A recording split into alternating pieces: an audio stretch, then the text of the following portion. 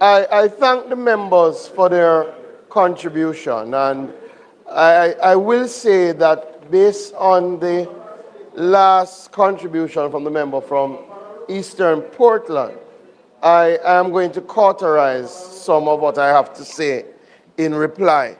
But, Madam Speaker and members, as we move this motion to review the standing orders, and as members have said, this gives us an opportunity to reset, to look at areas where there may be gaps and to fill those areas, to look at conventions that should be elevated to standing orders and courtesies that should be elevated to standing orders.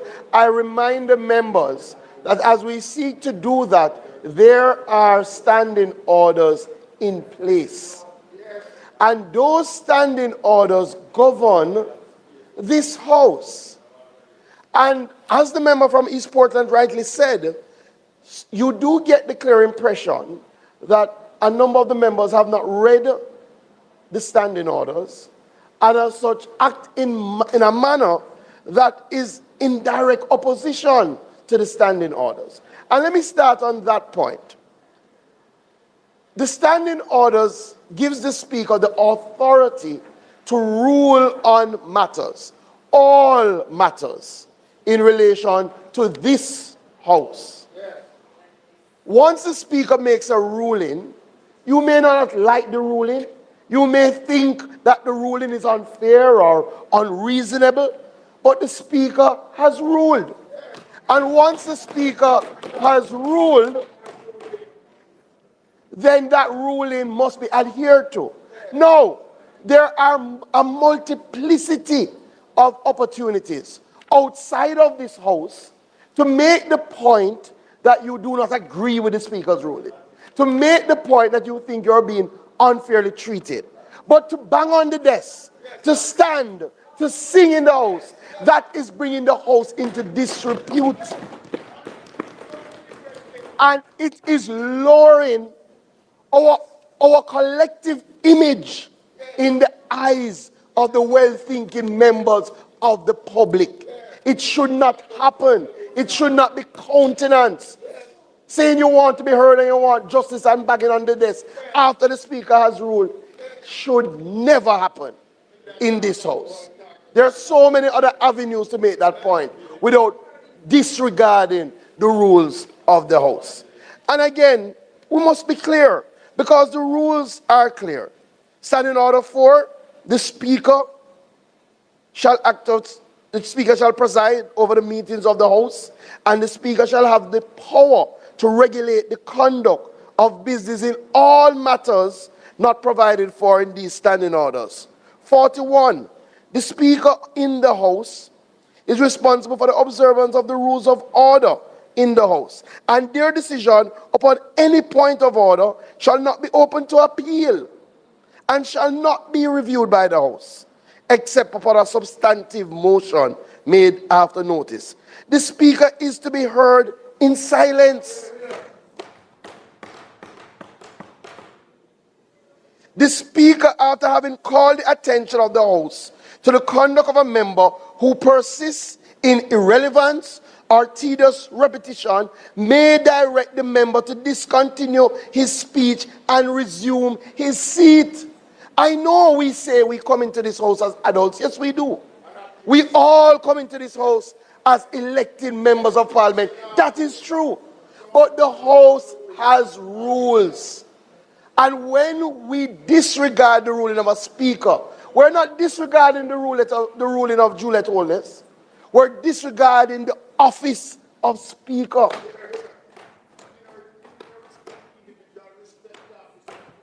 And it has to happen. And the member from South Trelawney said it. Regardless of any review that we do, the rules, we will have a set of rules. So those rules must be respected. The other thing that I find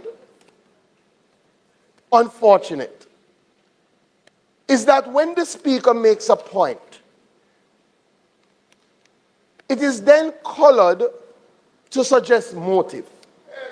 And it was done today again.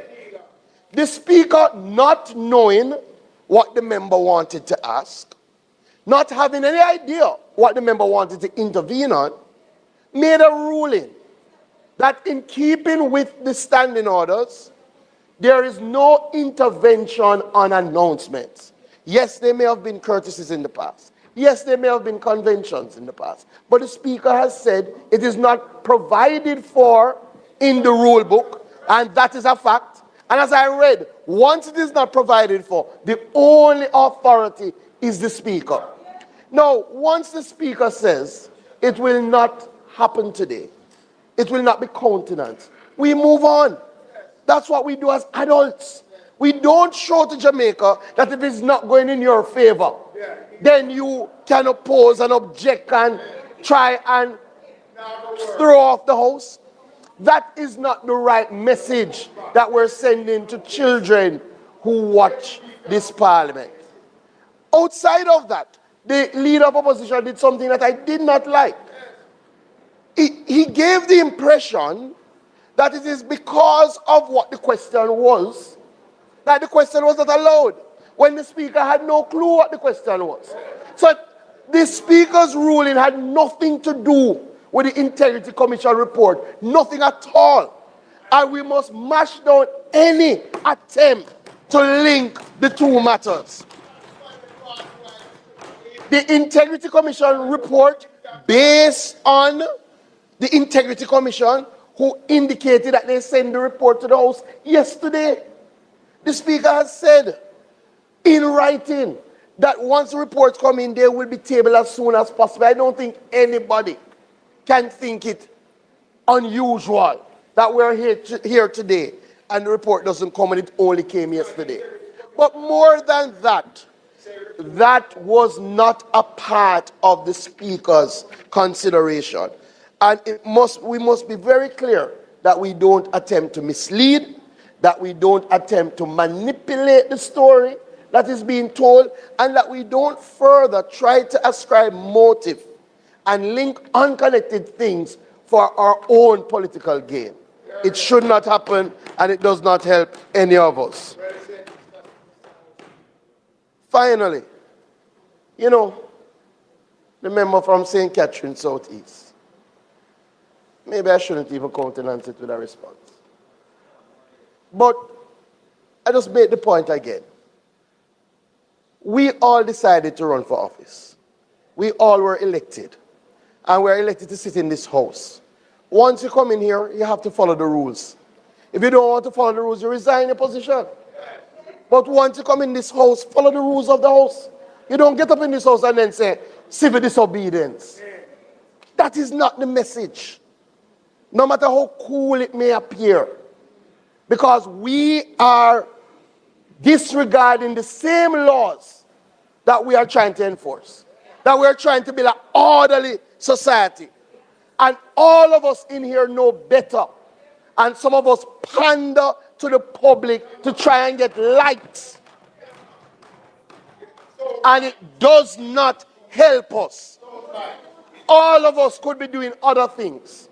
All of us on both sides of the house chose this path. And I genuinely believe that the vast majority of us chose this path for the right reason. Because we want to make a change in the lives of people. Let us, when we come into the house, let us lead by example. Let us respect and regard the Speaker, the office of the Speaker, but more importantly, respect and regard a member of Parliament who has done tremendously well, who has been elected by us to sit as Speaker, and who should not have to beg and plead for our respect. It should be given unto her because she deserves it. Madam Speaker, with that, I ask that the motion be accepted. Thank you, House Leader. Are you calling for a divide? Those in favor? Those against? The ayes have it. No, he was joking.